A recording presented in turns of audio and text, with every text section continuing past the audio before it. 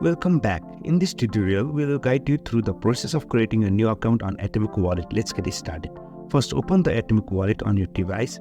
If you haven't installed it yet, check out our previous video for instruction. Once the app is open, look for the Create Wallet option and tap on it.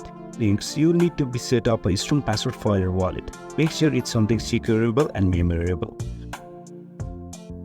Once you put your password, you can also view by tapping I option. Now click on I accept the terms of service. Once you enter your new password, you will need to confirm it by typing it again.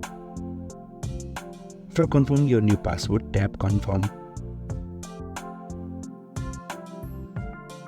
If you want some notification on Atomic Wallet, click allow.